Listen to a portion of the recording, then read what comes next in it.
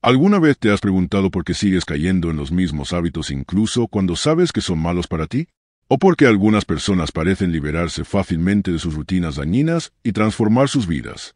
¿Y si te dijera que hay una ciencia detrás de esto? Una fórmula simple que, una vez que la entiendes, puede ayudarte a cambiar tu vida. En El poder de los hábitos de Charles Duhigg, descubrirás las formas fascinantes en que los hábitos dan forma a cada aspecto de nuestras vidas. Nuestra salud, nuestra productividad, incluso nuestro éxito. Desde historias reales de personas como Lisa Allen, quien se liberó de años de adicción, hasta investigaciones innovadoras sobre cómo nuestro cerebro almacena los hábitos, este libro revela los secretos para aprovechar el poder de los hábitos para el bien. Quédate conmigo mientras profundizamos en estas historias, la ciencia y las técnicas prácticas que puedes aplicar para cambiar tus hábitos y desbloquear el potencial para el éxito en tu vida. Ya sea que quieras dejar un mal hábito o crear nuevas rutinas poderosas, este resumen te mostrará cómo hacerlo. Exploremos juntos cómo funcionan los hábitos y, al final, estarás listo para dar el primer paso hacia la transformación de tu vida. ¿Listo para cambiar tus hábitos? Comencemos. La cura del hábito. Lisa Allen, de 34 años, había estado luchando contra adicciones al alcohol y los cigarrillos desde los 16. Junto con estas luchas, Lisa también tenía un problema de peso de toda la vida que la preocupaba constantemente. Además, estaba ahogada en más de $10,000 de deudas. Para empeorar las cosas, no podía mantener un trabajo por más de un año. Pero la mujer sentada frente a los investigadores era completamente diferente. Esta Lisa era delgada, en forma irradiaba felicidad. Sus piernas estaban tonificadas como las de un corredor. Comparándola con sus viejas fotos, parecía al menos 10 años más joven. Lisa ahora estaba libre de deudas, había dejado de beber y fumar, y había mantenido un trabajo en una firma de diseño gráfico durante los últimos 3 años. ¿Cuándo fumaste tu último cigarrillo?, preguntó uno de los investigadores. Lisa respondió, han pasado unos 4 años. Perdí 60 libras y completé un maratón desde entonces. También estoy cursando una maestría y me compré mi propia casa. La vida de Lisa estaba llena de cambios positivos que seguían llegando. Durante los últimos 3 años, psicólogos, neurólogos y otros expertos habían estado estudiando a Lisa y a otras 23 personas con historias similares. Algunos eran alcohólicos, otros fumadores empedernidos, algunos luchaban con la obesidad y unos pocos eran adictos a las compras. El Instituto Nacional de Salud financió esta investigación. Había algo en común entre Lisa y los demás participantes.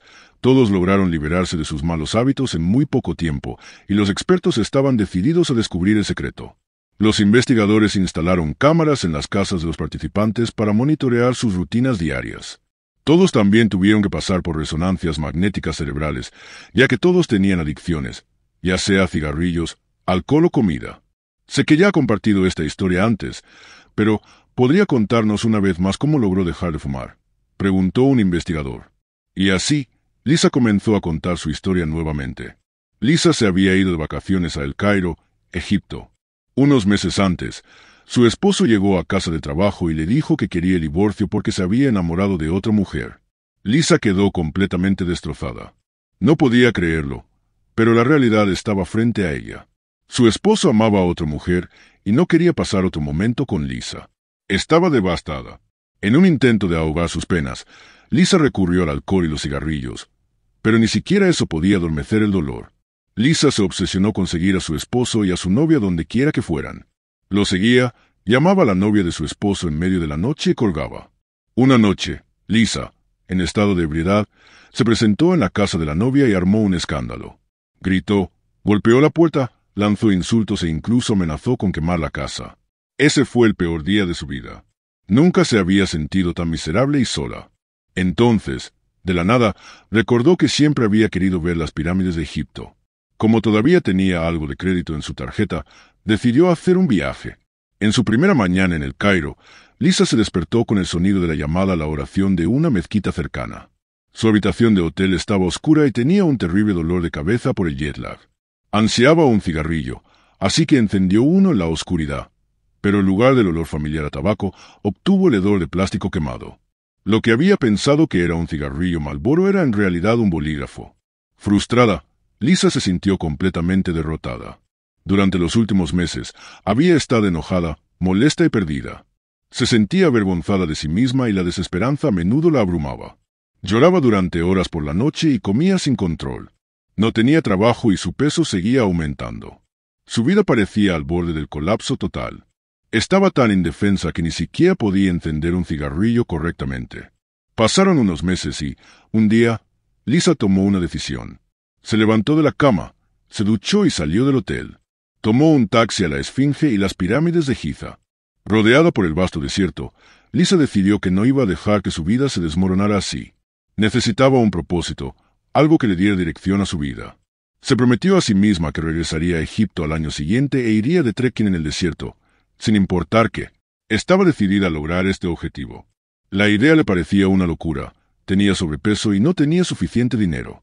Pero Lisa había aceptado el desafío y ahora estaba dispuesta a hacer cualquier cosa para lograrlo. El primer paso era dejar de fumar. Exactamente un año después, Lisa y un grupo de otros 6 embarcaron en una caminata por el desierto en Egipto. Lisa cumplió la promesa que se había hecho a sí misma. Desde el momento en que Lisa decidió dejar de fumar, su vida comenzó a cambiar. En los siguientes 6 meses, comenzó a trotar para superar su hábito de fumar. Para curar su alimentación compulsiva, comenzó a seguir una dieta saludable. Se aseguró de dormir a tiempo y despertarse a tiempo, y el sueño de calidad que obtuvo mejoró su productividad. En lugar de gastar dinero a lo loco, comenzó a ahorrar para el futuro.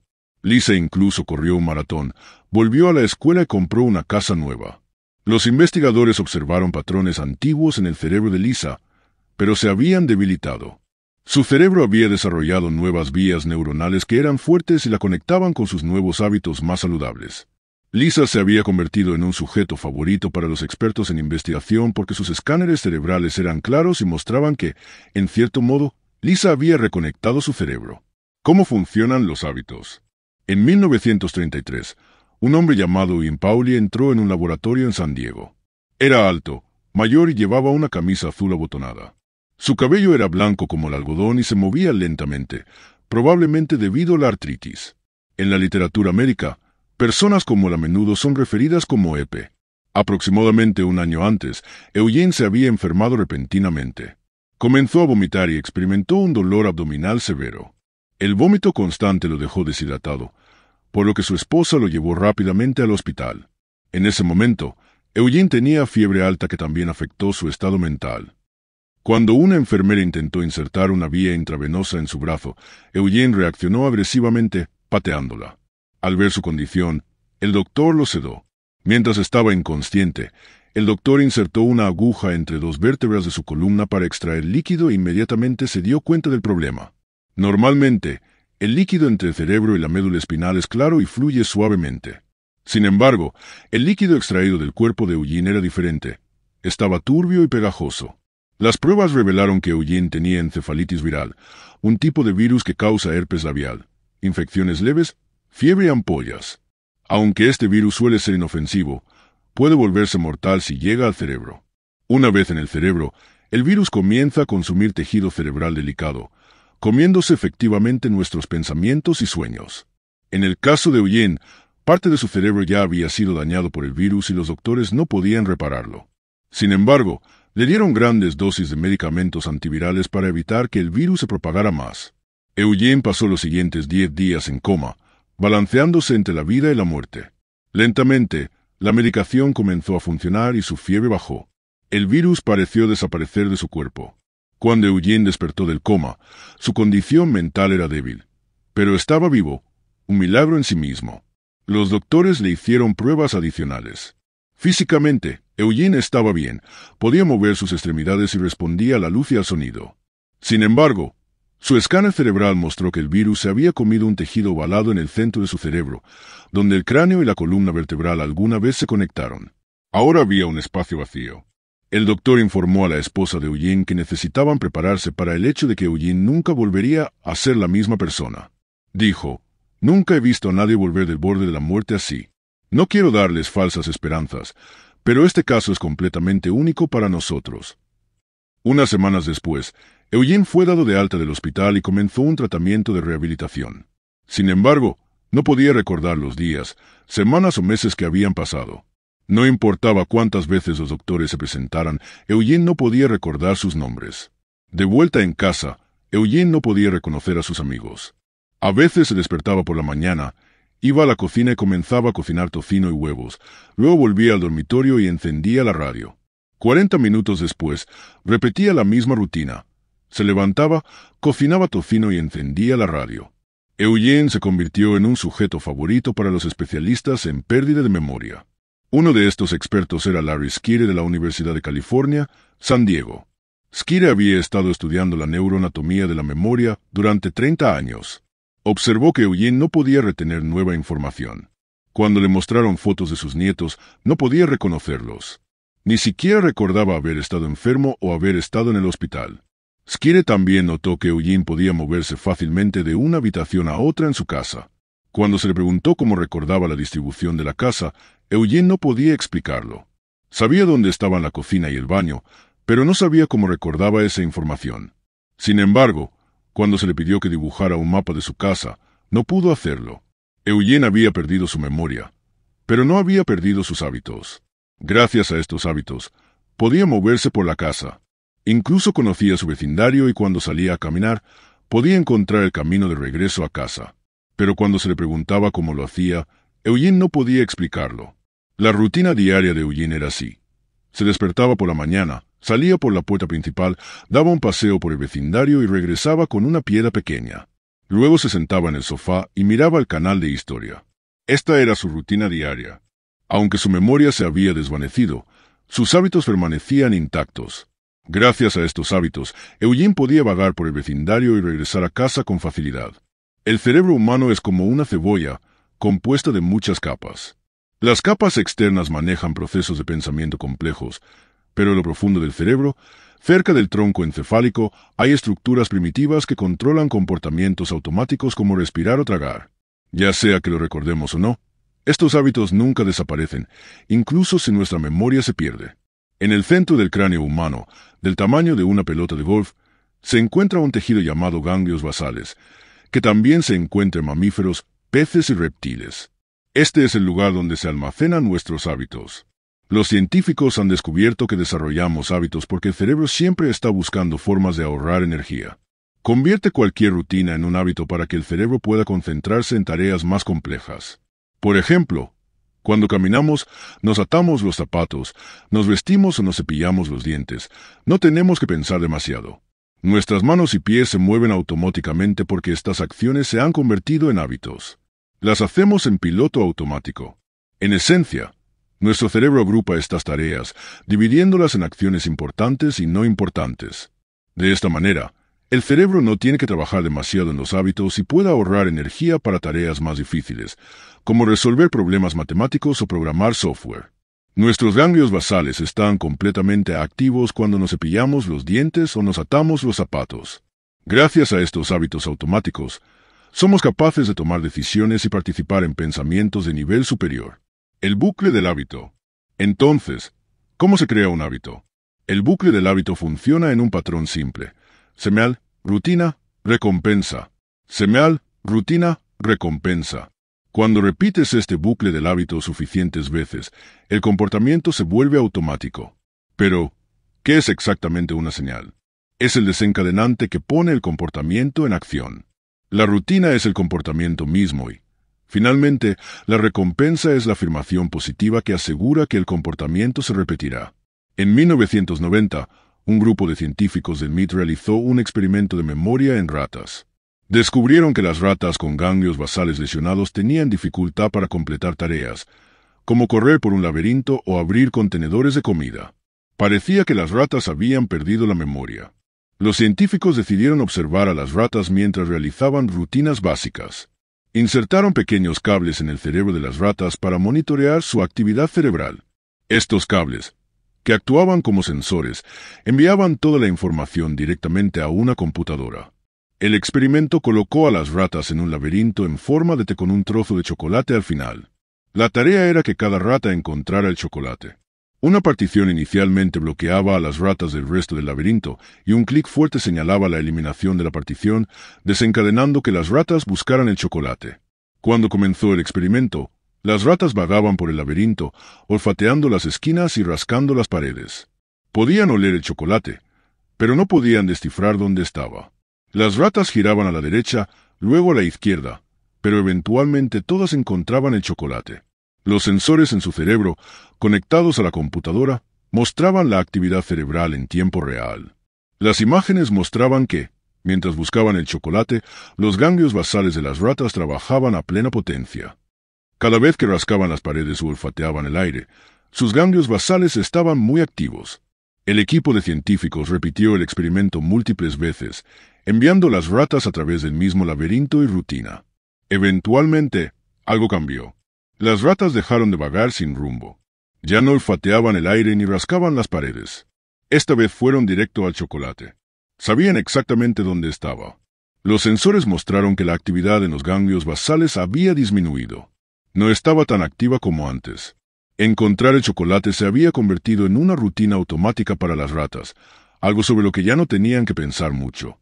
La señal era el sonido del clic, la rutina era navegar por el laberinto y la recompensa era el chocolate. A medida que las ratas pasaban repetidamente por este bucle del hábito, los ganglios basales almacenaban el hábito. Inicialmente requería toda la actividad cerebral, pero a medida que el hábito se arraigaba, el esfuerzo de los ganglios basales disminuía. Este experimento demostró que nuestro cerebro almacena hábitos para poder conservar energía para tareas más importantes. El hábito del éxito. Nuestros malos hábitos tienden a permanecer porque están esperando la señal correcta. Una vez desencadenados, volvemos a caer en la misma rutina. La única forma de romper este ciclo es reemplazar el mal hábito con uno bueno. Para hacer esto efectivamente, necesitas mantener la señal y la recompensa igual, pero cambiar la rutina. Por ejemplo, digamos que tienes el hábito de navegar por Internet todo el día. Pasas horas en las redes sociales, lo que reduce tu productividad y no te deja tiempo para buenos hábitos como trotar o hacer ejercicio. Si te acuestas tarde desplazándote por el teléfono, naturalmente te despertarás tarde por la mañana. Pero puedes cambiar esta rutina. Primero, identifica la señal, llegar a casa. En lugar de tumbarte en el sofá y agarrar el teléfono, ponte tus zapatos para correr y sal a trotar. Esta se convierte en tu nueva rutina. Después de una hora, recompénsate con un batido de fresa refrescante. Cuando repites este nuevo bucle, señal, rutina, recompensa, comienzas a formar un nuevo hábito. La señal sigue siendo la misma, llegar a casa del trabajo. La nueva rutina es trotar y la recompensa es el batido de fresa. Este bucle del hábito puede ayudarte a romper cualquier mal hábito que quieras dejar atrás. Recuerda el patrón, señal, rutina, recompensa. Para romper un mal hábito, usa la misma señal y recompensa, pero cambia la rutina. Ahora aprendamos de la siguiente historia. Travis Leach creció en un ambiente desafiante. Sus dos padres eran adictos a las drogas. Todos los días, Travis volvía a casa y encontraba a sus padres desplomados frente al televisor, drogados, con los ojos en blanco. Cuando Travis tenía 9 años, su madre fue arrestada por uso de drogas y prostitución, y ese mismo año presenció cómo su padre sufría una sobredosis de heroína. Travis vio a su padre tirado en el suelo, con la cara azul. Sus hermanos sabían qué hacer en estas situaciones. Su hermano intentó poner el cuerpo de su padre en posición vertical mientras su hermana mantenía su boca abierta para evitar que se ahogara con la lengua. Travis corrió a casa de los vecinos para llamar al 911 en busca de ayuda. A los 16 años, Travis había abandonado la escuela secundaria. Dijo que no podía soportar más el acoso. Sus compañeros se burlaban de él, lo seguían y le arrojaban cosas. Para Travis, dejar la escuela y su ciudad natal parecía la salida más fácil. Se mudó a Fresno y comenzó a trabajar en McDonald's y Hollywood Video. En el trabajo, Travis a menudo tenía que soportar clientes groseros. Una vez, un cliente le gritó, «¿Quiere aderezo ranch, idiota?»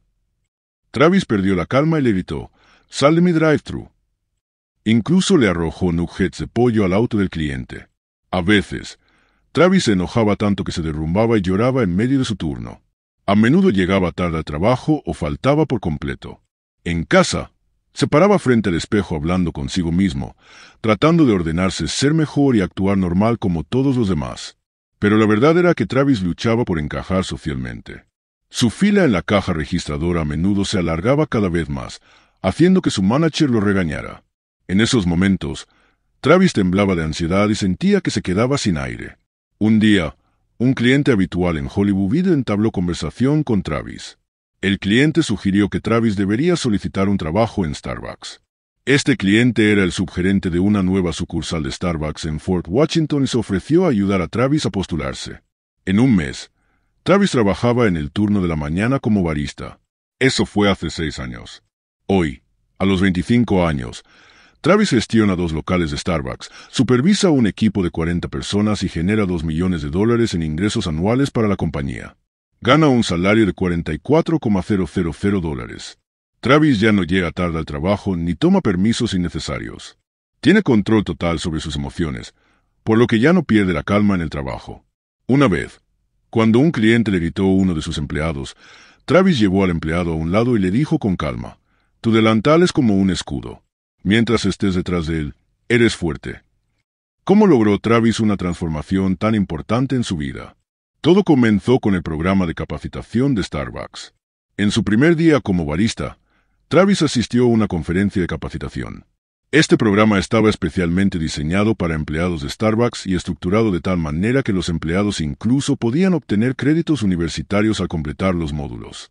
El programa de capacitación de Starbucks cambió completamente la vida de Travis.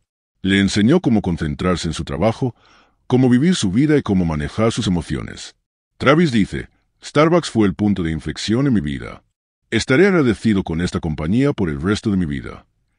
Starbucks entendió que para brindar un gran servicio al cliente, los empleados necesitaban fuerza de voluntad y autodisciplina. Es por eso que la compañía gasta millones de dólares en capacitar a sus empleados y ayudarlos a desarrollar nuevos buenos hábitos. Starbucks tiene sus propios manuales y libros de trabajo que proporcionan instrucciones sobre cómo los empleados deben manejar situaciones difíciles o tratar con clientes groseros. Por ejemplo, si un cliente se enoja porque recibió la bebida incorrecta, se enseña a los empleados a seguir el método LATE: escuchar, listen, al cliente, reconocer, acknowledge, la queja, tomar acción, take action, preparando la bebida correcta, agradecer, thank, al cliente y explicar, explain, por qué ocurrió el error. Al capacitar a sus empleados y enseñarles sobre fuerza de voluntad, autodisciplina y buenos hábitos, Starbucks ha desbloqueado el secreto de su éxito. Los buenos hábitos de sus empleados conducen a un excelente servicio al cliente. Por eso Starbucks es más que solo café. Es una experiencia. Conclusión. Ahora has escuchado sobre la increíble transformación de Lisa Allen, donde se liberó de adicciones dañinas, y cómo Ian Pauli dependió de sus hábitos para navegar su vida a pesar de perder la memoria. También has aprendido sobre el viaje de Travis Leach, donde dio un vuelco a su vida gracias al poder de los buenos hábitos y la guía de Starbucks. La verdad es que los hábitos dan forma a nuestras vidas de formas que a menudo ni siquiera nos damos cuenta.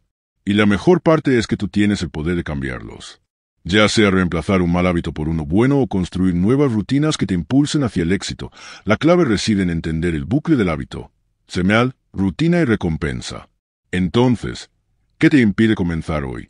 Piensa en los hábitos que quieres cambiar. No necesitas ser grande. Pequeños cambios consistentes pueden llevar a transformaciones masivas con el tiempo. Gracias por acompañarme en este viaje a través del poder de los hábitos.